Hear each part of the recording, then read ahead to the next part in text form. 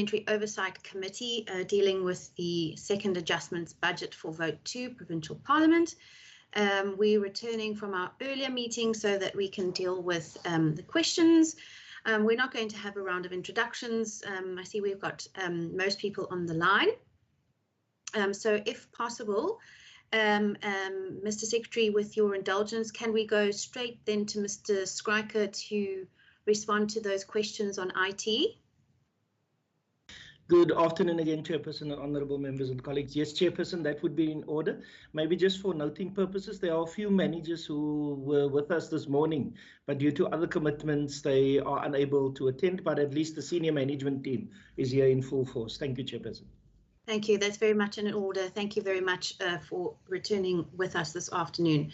Just by way of background, we've dealt with pages 19 to 22, and we just need to finalise the questions on IT on pages 21 and 22, and then we'll resume after we've had the responses. Thank you very much. I'll hand over to you, Mr. Schreiker. Thank you, Chairperson. Chairperson, as far as I recall, there was 3 questions about the rollover funds, how secure are we, and then about the information security awareness and the phishing program that we introduced in the institution. I'm going to answer that in that order. In terms of the rollover funds, that was earmarked for different projects. One was for our digital enhancement and knowledge management platform, which is also the same platform which Teams is based on, and that will allow us to do some automation in terms of mobile applications and workflow, intranet, etc. Another portion of that was earmarked for the purchasing of laptops. Another portion was for optimization of the ERP. And then we had some funds that was allocated to the stakeholder database and a digital platform, another digital platform that involved the public, and a very small portion there for an internet and DR project. That's what that 3 million rand was made up of. In terms of how secure we are, a report was sent recently to the Office of the Secretary, and the lenses we applied in that report was to look at security in terms of how technology help us to secure our information in the institution. And we looked at email security, where there's a lot of risk, browsing behavior of users, how well the laptop and endpoint is managed, and then a very big focus on the data center. The highlight of that report, or the outcome of that report, was that we remained fairly secure through the technology. In fact, we had a penetration and vulnerability assessment test done by an external party, and we came out quite good on that. So the technology took care of the security risks, even while people was working from home. We identified earlier, or much earlier, that the main risk is actually not in those domains. The main risk is actually with the end users, human error. And we decided to address that with our security awareness program. It's the security awareness program kicked off, and it is from KnowBe4. It is a leading security awareness vendor in the world, and we procured the same system through our channels. The program started off with a phishing campaign, as Member Allen indicated, and we came out quite high at about 31% compared to the global benchmark of similar institutions of 15%. We then sent out another phishing campaign, and in the second phishing campaign, it indicated that we decreased to 7.1%. That was significantly below the global benchmark of 15%. I then targeted only the people that responded to that phishing campaign. And again, it came out, that same users came out as 7.1% again. And then a fourth campaign went out, and our rating slightly increased to 7.9. But it's safe to say that the users are very aware. In fact, just today, I had a campaign that went out that was targeted at Black Friday, and the response was very low. So it shows that people are very aware of this, and they have certainly taken cognizance of that. Now, the question is, where do we go from here? And what we've done thus far is we looked at the results and analyzed the results of the phishing campaign, and then we realized, but we don't really know, where the weaknesses are or what people know or don't know. So we embarked on a testing phase where we assessed the senior management team, as well as the ICT steering committee and the IT team, and we assess them in terms of the information security knowledge in the domains of mobile devices, password security, incident reporting, social media, email security, internet usage, and general security awareness. What we will be doing from here on is that we will not only apply this to the administration, but the idea is to also take this further to the Office of the Speaker and then assess the knowledge of the members and their support staff and the WCPP staff as well. By assessing them, we can then determine where the real gaps are. And from the outcome of those assessments, we will then target the awareness training. It's exciting training, it's engaging training, and we'll target the training to everyone, and it's on average 5 minutes training, and we will then question people on their understanding of that clip or video or poster. And so we'll be using the security awareness as an ongoing program that will then train people based on the gaps in their knowledge and also assess them. What will happen then is that based on the behaviors of people, and by the way, phishing campaigns will continue. They will come out ad hocly. People will not be able to sign a pattern to it or to say, I will get it on a Monday, or it will come from this place, etc. It will be very ad hoc and when they least expect it, like today with the Black Friday one.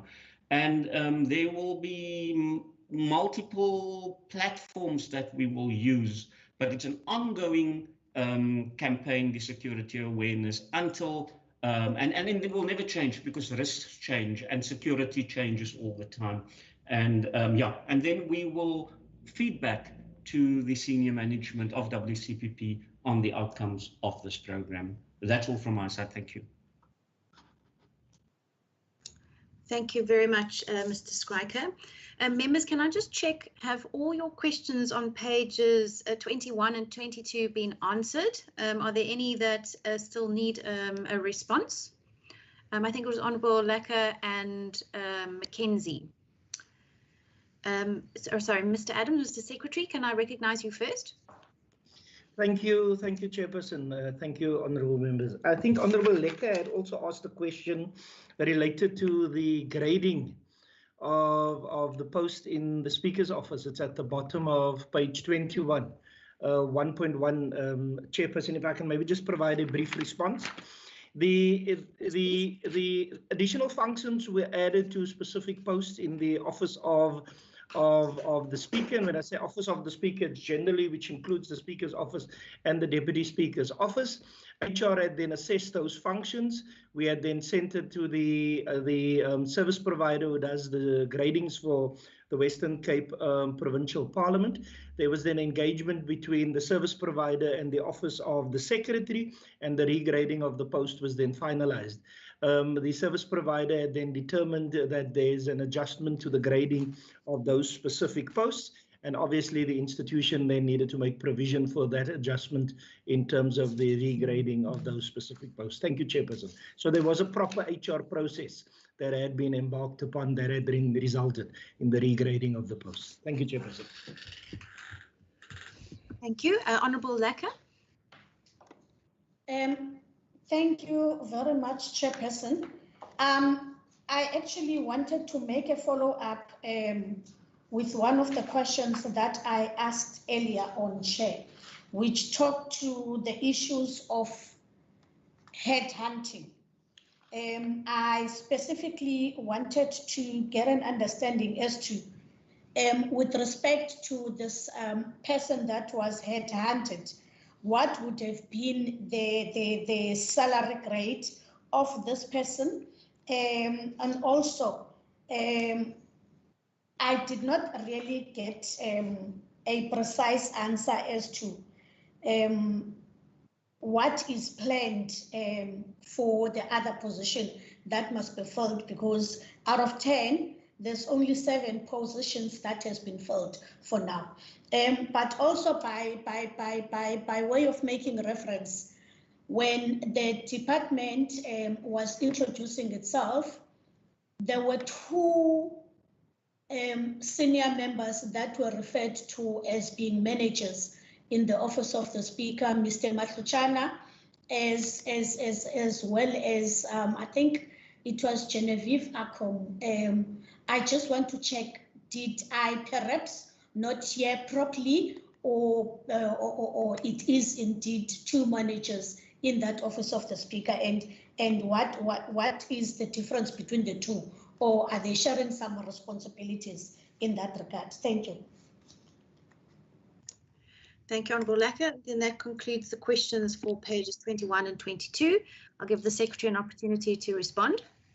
Thank you, Chairperson, and thank you, Honourable Lecker, for the follow-up questions. If I can just deal with the last question first. Mr. Matluchana is the manager in the office of the Speaker. Ms. Akom is the manager in the office of the Secretary. So the one is in the one office, in the office of the Speaker, the other one is in the Secretary's office. So it's 2 different positions, providing services to 2 different managers, if we can put it that way, Chairperson. Chairperson, with regards to the headhunting, and Mr. Titus will add to my response, our headhunting process did not headhunt an individual. It headhunted further applications with the competencies that were required as per the advertisement. With regards to the salary of the position for which headhunting had been embarked upon, it is a salary that was based on a finalized job profile, job description, and a grading process. And the position that we are talking about is the Director Parliamentary Support Services, which has been graded at the level of D4, being a director within the Western Cape Provincial Parliament. The salary is equivalent to all of the other directors in the Western Cape Provincial Parliament. If I'm not mistaken, it's in the range of 1.3 million, 1.4 million, Chief Whip and Chief Whip Lecker. Thank you very much. I don't know if Mr. Titus would want to add anything to those responses. Thank you, Chairperson. Mr. Titus, anything to add? I'm covered. Thank you, Chair. Okay, thank you. All right, let's move on to pages 23, 24 and 25. Are there any questions from the members on those pages?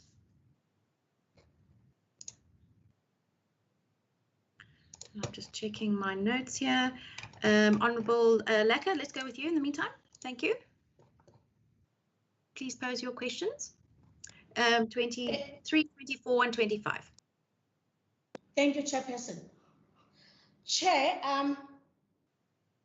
on page 23, under the realignment of the 2021 baselines, there were funds that were made available. Can I get the details of the programs that were affected by the baseline reduction through this kind of savings that were done? Thank you.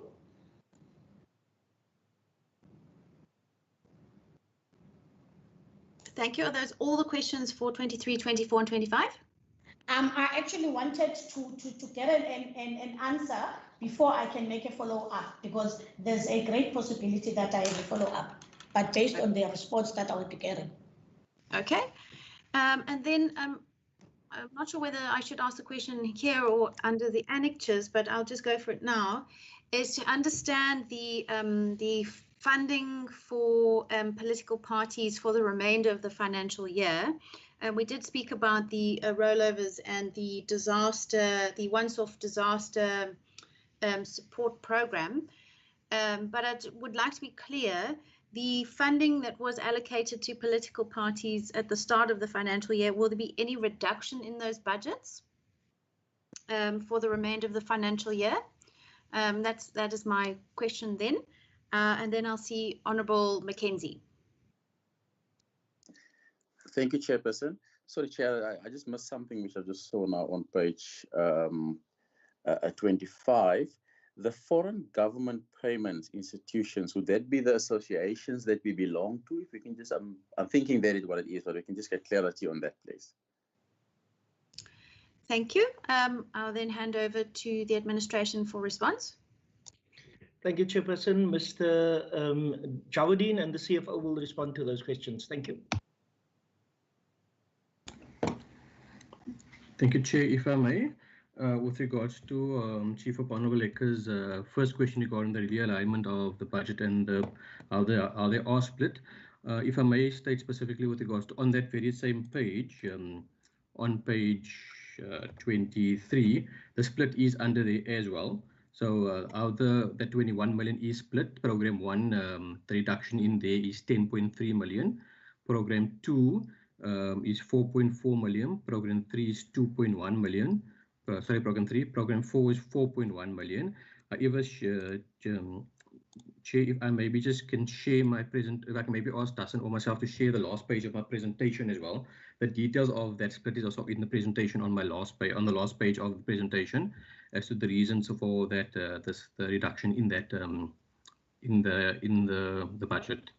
So if I'm sure if Dasan, if we can maybe just share the last page of the presentation, and I can just refer to that particular reductions.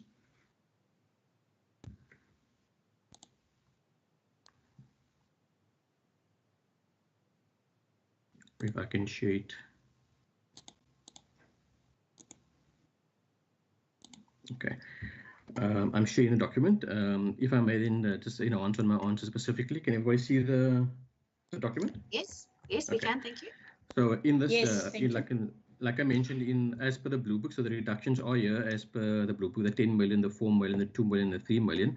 And the reasons for that reduction, particularly with regards to program 1, is like I mentioned previously, as the vacancy was filled later, the reduction due to the savings on COVID-related expenditure, which is travel costs, registration fees, kilometer tariffs, the savings on catering costs due to the reduction in sittings, saving in translation and transcription costs. So what we did, particularly to get to the 21 million, was to look at what the saving would be due to the fact that there was slow expenditure in the first 6 months of the year due to a direct result of the COVID-19 lockdown.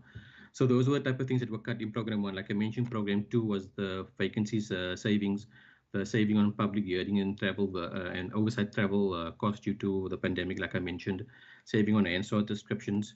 For program 3, it was a saving in on public education workshop as a result of the pandemic as well. And then in program 4, the vacancy as well as the reduction in traveling and less than previous claims of, members' claims. So that's the breakdown, Chair, with regards to Member Lekker's Chief of Lekker's question. If I may touch on Chairperson on your particular question, with regards to this current year, we haven't reduced the political party funding. So the budget that was there for the beginning of the financial year, we have rolled over, as stated in the adjustment estimate, we have rolled over from the previous year's funds into the political party budget, particularly with regards to that 890 and the 539 alluded to previously, and that is to cover the special or the once-off pandemic expenditure, special pandemic expenditure that was added to the political party's budget, and we have added an amount of 400,000 to constituency allowance to cover for the lower than the national parliament's increase of constituency allowance. So that we haven't cut here. So for this current year, the political party funding has not been cut. However, depending on the situation for future budget, that's still under consideration as we're still looking at submitting a second round budget to Provincial Treasury. Then to answer Member Mackenzie's question, with a very short and sweet answer, yes, that is the other, we can call it like this, the CPA, SOCAT, the Commonwealth Parliamentary Association, SOCAT, all of those fees we pay for those international organizations. Thank you, Chair. Thank you, Mr. Jawardine. Honourable Lekker, you're covered.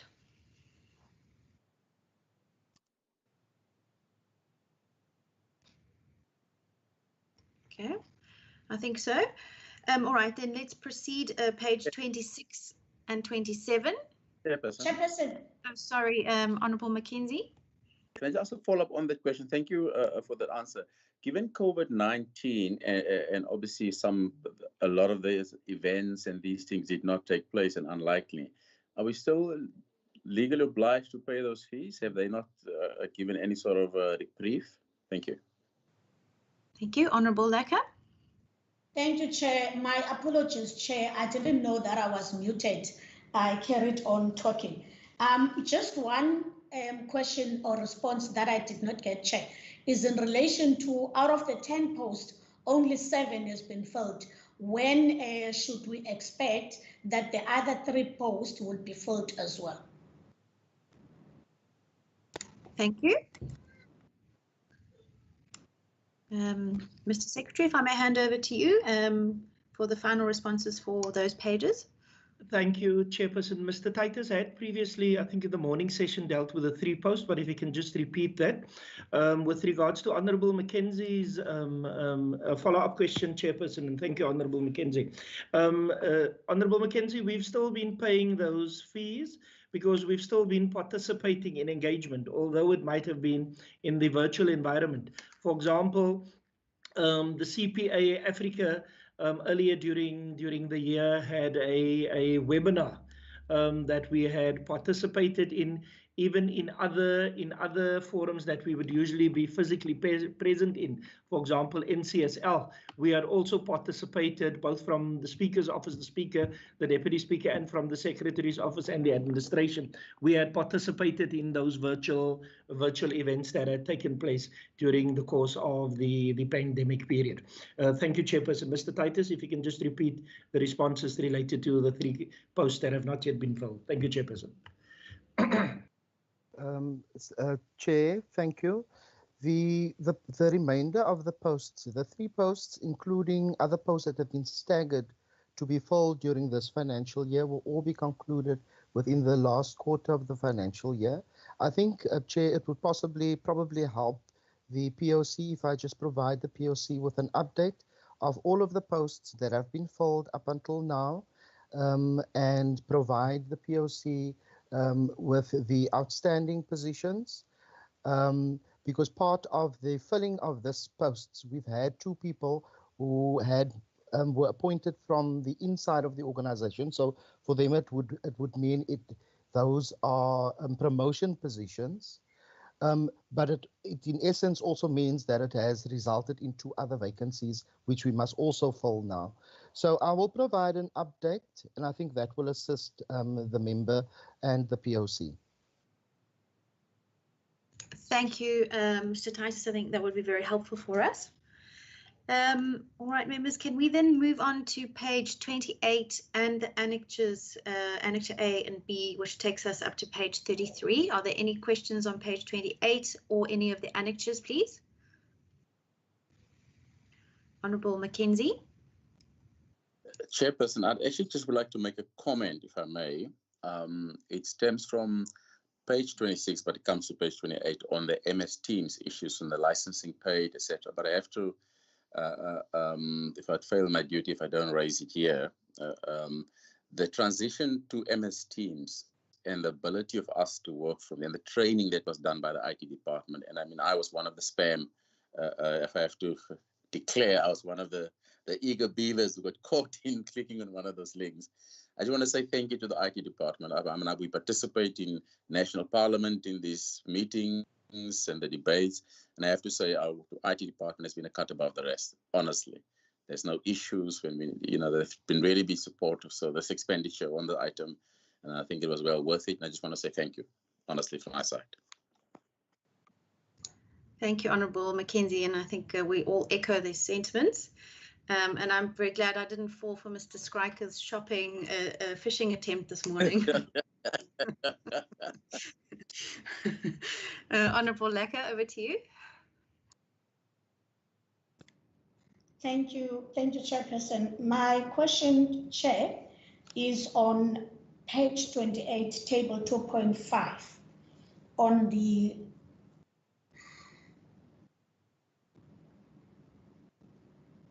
Thank you. On the summary there, it says summary of receipts. Now I want to check if you're looking at that, there's the Erasmus court case. And I must say that during the last period of annual reports, we were indeed told that the legislature is owed legal fees from the Erasmus court case. And really, I think I need to get some details to that because I want to check whether the funds have been paid that are owed to the Parliament, and if not, what is the next step that will be taken? And also,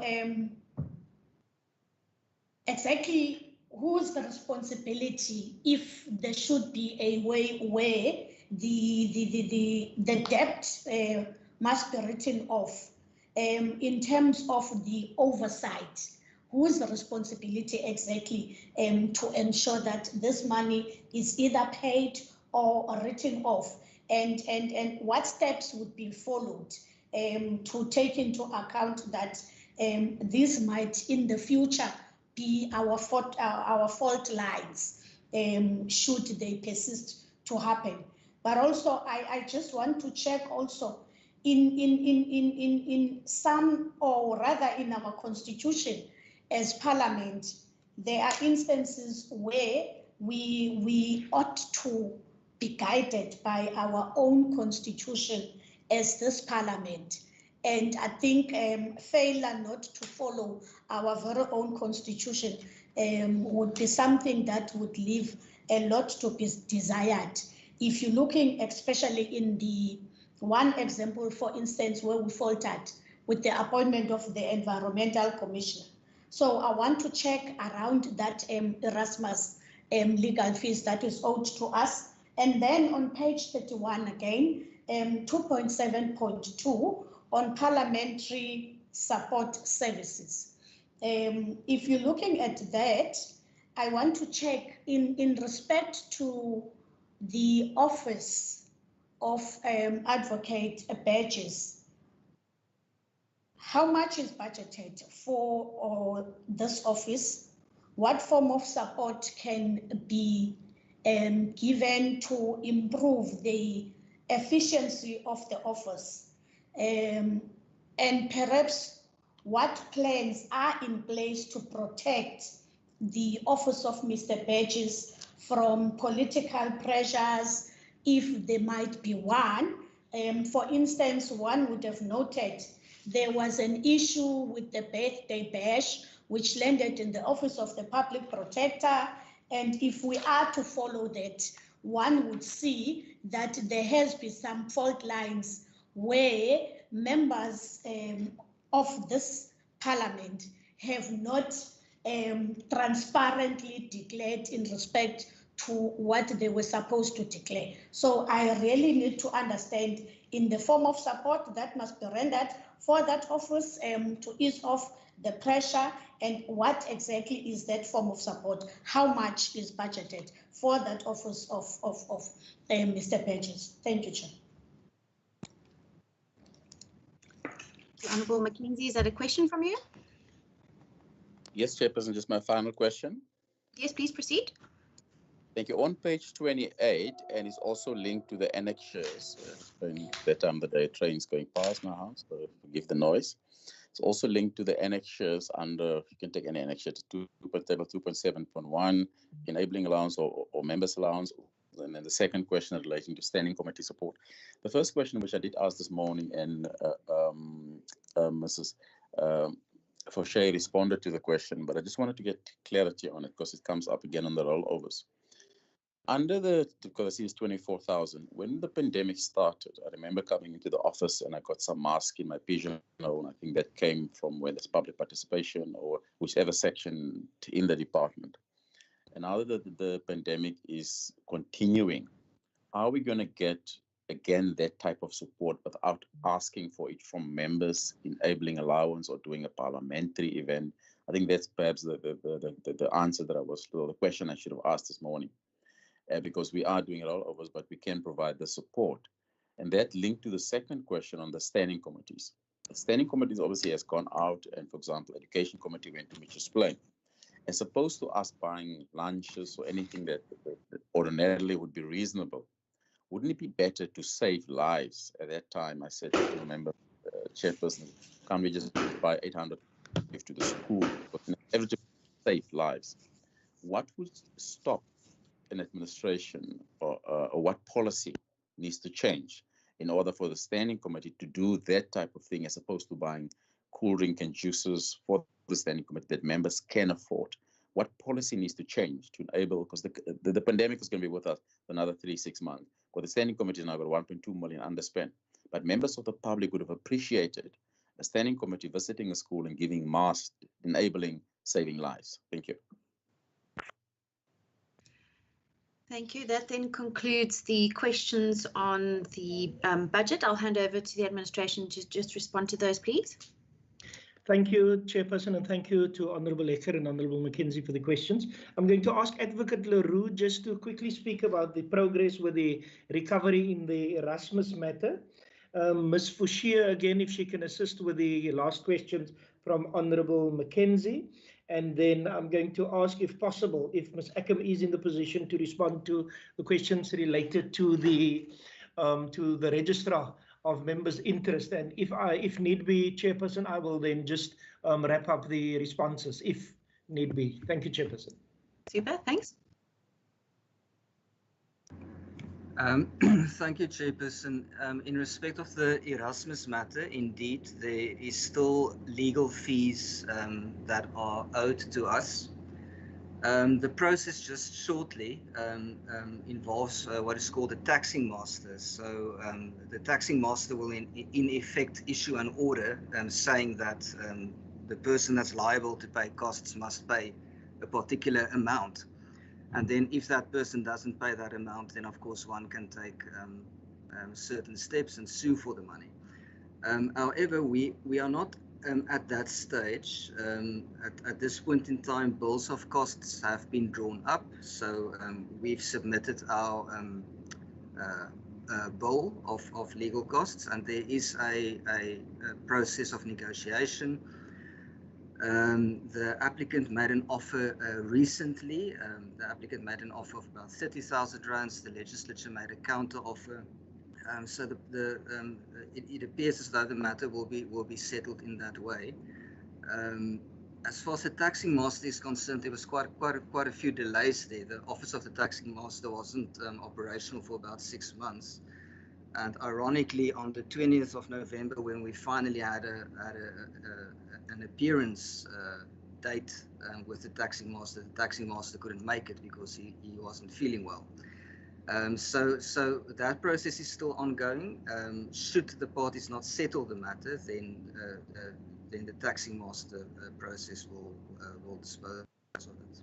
Thank you.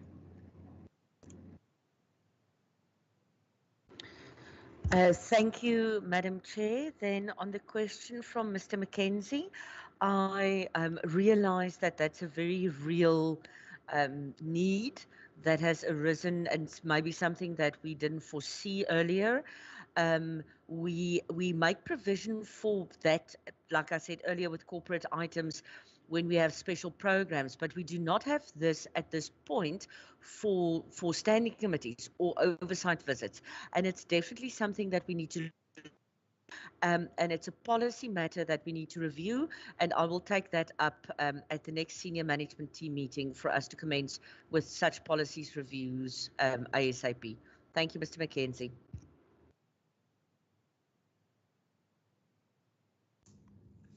Thank you, Chairperson. In the question of the efficiencies for the Registrar of Members' Interest, he works independently and he's required to compile a report on a quarterly basis where he reports on high level on the matters that he deals with, but without revealing any information that will compromise the confidentiality of the matters that he's dealing with. So he submits that report on a quarterly basis, which is assessed, and then when claims are paid, we assess the report and pay it. So in terms of efficiencies, if there's anything that he requires from the administration to assist him with, whether it's the safekeeping of documents or anything related to the work that he needs to do, the administration then gets the information from his report and provides that to him.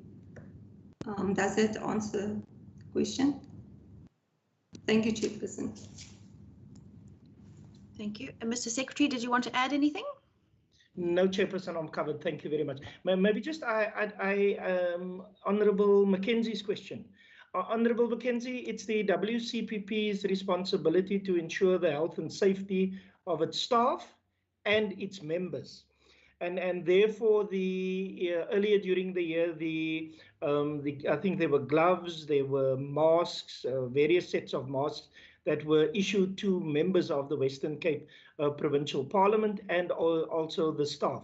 The intention is also that there's periodic updating of those issuances to members of the Western Cape Provincial Parliament and of the staff, and that rests within the Sergeant at Arms area that's also responsible for occupational health and safety in terms of the issuance of those PPE. Thank you, Honourable Chairperson.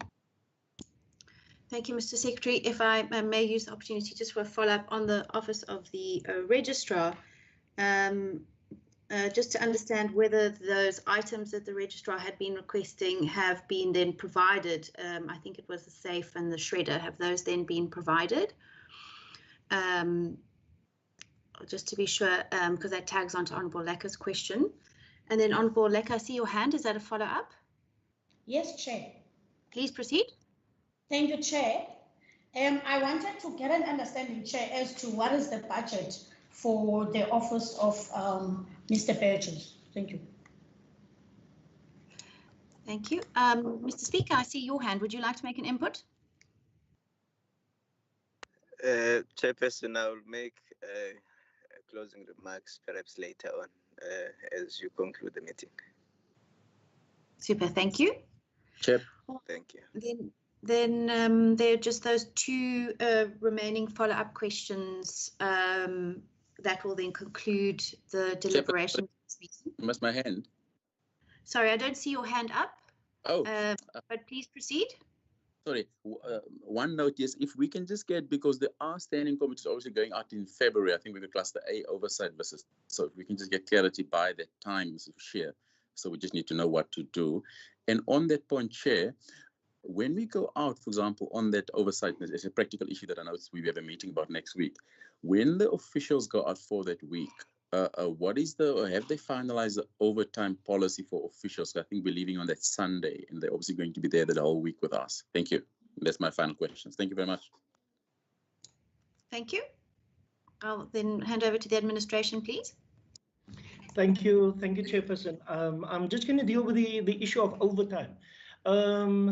Honourable Mackenzie, we currently still implementing the principle of working from home, okay? And therefore the focus has shifted from time in attendance to actual output and delivery.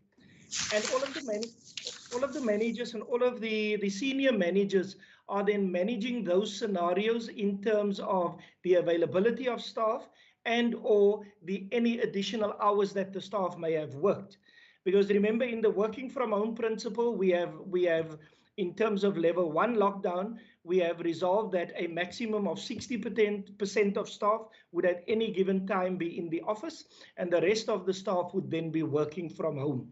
In practice, it doesn't make sense if somebody's working from home to assist or to look at the time in attendance, but rather the output. That is then something that is pulled through across the board, whether it is somebody that is then going on an oversight visit with the honourable members, or somebody that on a Thursday has to be in a sitting, or an administrative support personnel who's expected to pay salaries or pay service providers, a function that could then be in terms of working from home. I'm just going to ask Mr. Titus if he has something to add, and then Ms. Ackham will speak to the issue of the budget for the registrar. Thank you, Chairperson. Thank you. Chair, thank you very much. The issue of overtime is a policy discussion that is still underway. The Secretary has summed it up correctly because that is the current position. We are in the process of, we've already got a draft concept document that we are ready to discuss at the various levels. So that is how far we are with that particular process. Thank you, Chair. Thank you, Chairperson. In terms of the budget for the Registrar of Members' Interests, we budgeted 30,000 Rand retainership for 80 hours work per month. And if he exceeds the 80 hours, 800 Rand per hour is paid for hours in excess of 80 hours. And then the matter relating to the equipment that was requested by the registrar, I think the main item that was outstanding is the safe. The challenge with that is to get the suitable service provider to actually move the safe, because the safe is not something that you can just easily pick up. So we had challenges of actually, we have an available safe, but we had challenges in terms of getting a service provider that is cleared, that can access the building and be able to move the safe. Because I think there was a service provider that attempted to move the safe, but they were unable to lift it. I think they did not anticipate that that safe would be so heavy. So I think all that happened before the lockdown. And I think the only time we can really look at that again when we come to some sort of normality, because we have an additional available safe, which is there, but it has to be moved. And that is actually the challenge that we're sitting with that. And we'll sort that as soon as possible. Thank you. Okay. Thank you, Mr. Adams. Chairperson, any additional operational expenditure from the Office of the Registrar of Members' Interests is covered from the budget, if I'm not mistaken, the budget of the Office of the Secretary, Chairperson. Thank you. Thank you. And can we then be assured that there will be another safe procured if necessary, as well as the shredder, given that there are confidential documents that the registrar needs to deal with? Yes, Chairperson. Thank you very much.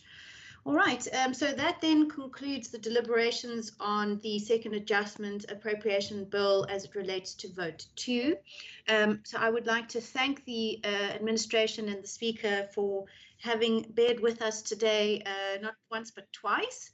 Thank you very much for answering all the questions and for being available twice today. So then before we conclude with this part of the meeting and before the members go on to deliberate on the vote itself, I'd like to ask whether the Speaker would like to make some concluding remarks, please. Thank you very much, Honourable Chairperson, Honourable Members.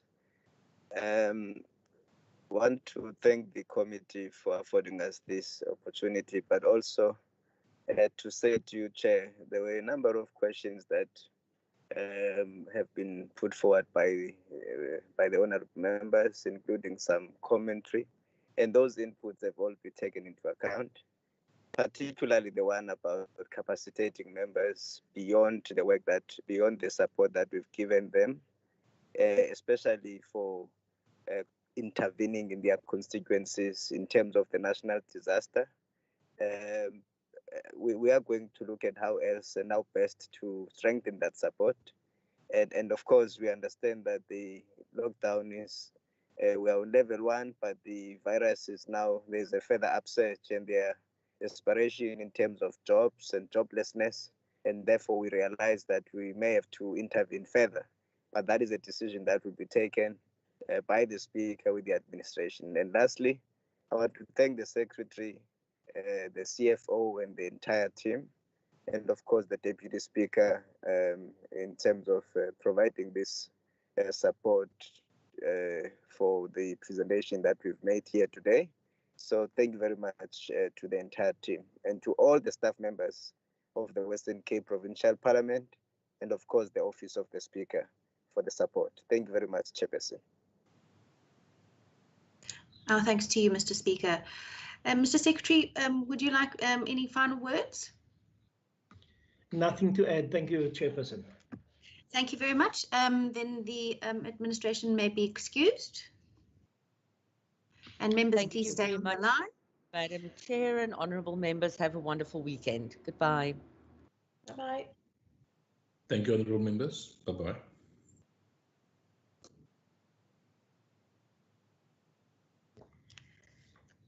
Right, members, are there any draft resolutions stemming from this meeting, please?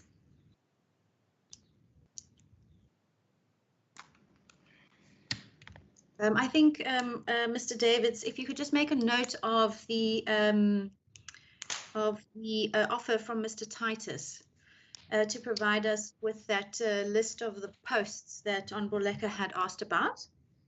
I've got that noted, Chairperson. Perfect. Honourable Lecker, from your side. Yes, thank you, Chair. The second one, Chair, which I want to make a request on is around the issue or an update on the Erasmus court case. Once it's finalized, that we get an update in that regard. And the third one, Chair, is on the issue of the, if you're looking at I don't know how to put it, the safes, or rather the SHREP, when, I don't know what's the process of disposing the material after the shredder itself. But if one can work smartly, you are able to put those papers together and get to understand what was written in those documents. So I have a concern around the shredder itself.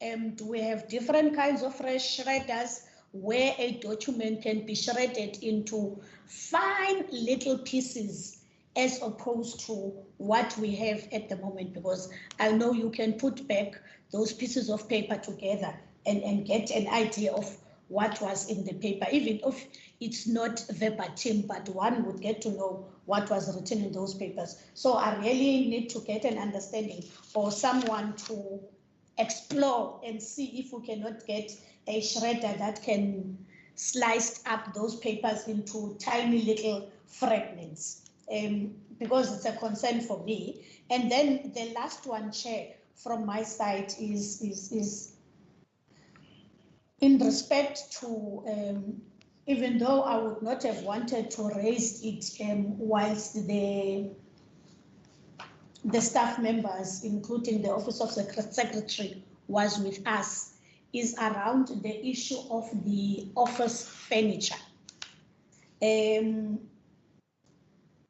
I have made a request last year already for some pieces of furniture that are broken in our floor. And those pieces have not been replaced. And with the rollovers and the budget cut and everything, it leaves me with a bitter taste that there will be budget cuts, even though members are in their offices with broken furniture. So I'm raising this, Chairperson, so that it can be raised, not in a form of a comment, but I really want to understand what's the update in respect to those broken pieces of furniture that we still have in the fourth floor. Thank you, Chair. Okay. So to summarize, if I could just respond, sorry, Honourable Mackenzie, your raise hand function obviously is not working, but before I recognise you, could I just respond to the shredder issue, because you know, we're both on the conduct committee, so there are different types and different levels of shredders with, you know, they go from the very thick shredded things, which, as you rightly say, are a concern because they can be very easily pasted back together. And then you get the different levels of shredders that get smaller, and they also cut across and make small pieces diagonally as well as vertically. And my understanding is that the shredder in question is one of those at the level 4 shredder. But certainly when we get to the conduct committee, we could pose the question on that kind of document management in that office. So if we can park that particular query for today, but certainly if you have a look at those reports from the thing, I know it was a very high level type of shredder that was requested. But in terms of the other recommendations, then your final one, then we could ask for feedback on the repair of or replacement of broken furniture on the 4th floor. And then what was the second one? Just help me, Mr. Davids. The first one was the posts. The second one was the post. The second one is the update of the Erasmus court case once finalized. Okay, so that the POC receives an update on the reimbursement as a result of the Erasmus court case once finalized. And then number 3 will be an update on the repair stroke replacement of furniture on the 4th floor. Got it, Chairperson. Are you happy with that, Honourable Lecker? Absolutely, Chair. Super. Honourable Mackenzie? Yes, Chairperson, if they can just send us, I didn't want to ask another follow-up question because officials has been here for a long time. I wasn't specifically referring to the working from home currently. I was more referring to when the people, for example, next year, the committee is going out of town for that week with a Cluster A visit. And I know in one of the meetings, the question was, does it overtime starts when officials get there? Does it start when they leave home? Does it start when they get on the bus? We just need some clarity on the oversight policy. And then the second one, she said they have a management meeting sometime soon. I wasn't too sure what she was referring to.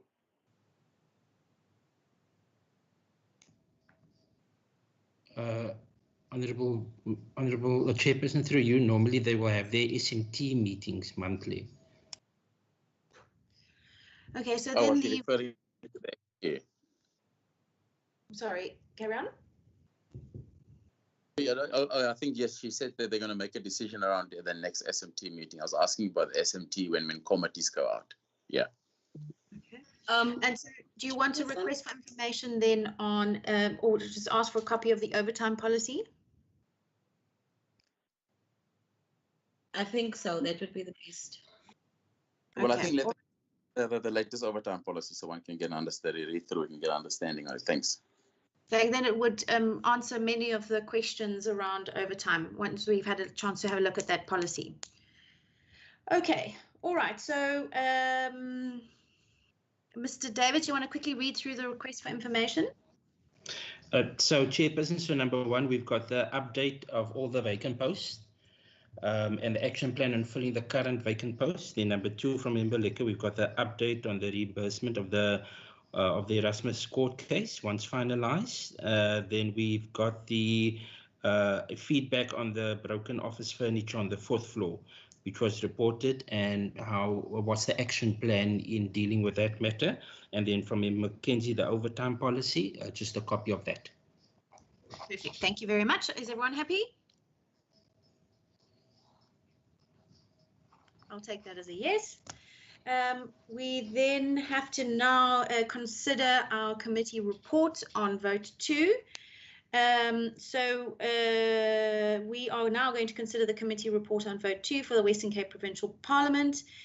Could I get an understanding from the committee members whether we would like to express support for or reject the vote? Honourable Allen, I see your hand. Thank you so much, Chairperson. From this morning and the presentation that we have received, and many of the questions were already answered, and based on our interaction, I would move that the committee support the vote, Chairperson. Thank you. Thank you, Honourable Allen. So we have a proposal to support the vote. I'll then see Honourable Lecker. Thank you, Chairperson. The African National Congress would not support the vote, Chair. Okay, thank you. Honourable Mackenzie. I would support Honourable Regan's proposal and we support the vote. Okay. All right. So by simple numbers, then the committee will support the vote referred to it.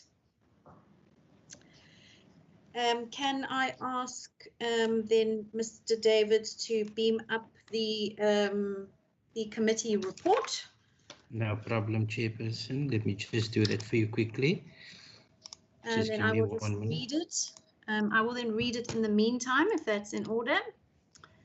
Committee report of the Parliamentary Oversight Committee on Vote 2 Provincial Parliament in the schedule to the Western Cape Adjustments Appropriation Bill B7 of 2020, dated the 27th of November 2020. The Parliamentary Oversight Committee reports that it has concluded its deliberations on Vote 2 Provincial Parliament in the schedule to the Western Cape Adjustments Appropriation Bill B7 2020, referred to the committee in terms of Standing Rule 188, and that it supports the vote referred to it. We haven't been asked to express a minority view, so we can delete that. Okay. Chair? Yeah. Chairperson? Yes. The ANC is not in support of the vote. Yes, I and understand therefore that. the minority vote needs to stand there. All right, so you actually need to request that a minority view is included in the report. Would you like to do so? I do, Chair. Okay, so the ANC has requested that a minority view be included in the report. So, Mr. Davids, can you include that minority report there, please? Okay, there we go, Chair. Okay. So in terms of Standing Rule 90, the African National Congress expressed its minority view that it does not support the vote. All right, is everyone happy with it as it appears on your screen? All good, Chairperson. Thank you. Okay. That's fine, could I have Chairperson. Thank you for seconding.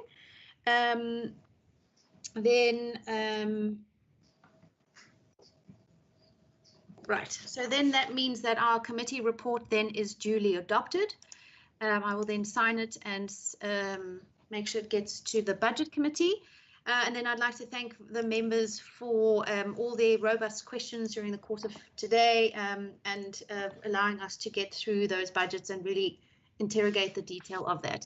I'd also like to thank Mr. Davids for assisting us through this process, as well as Ms. Kluter as the senior for assisting the meeting today.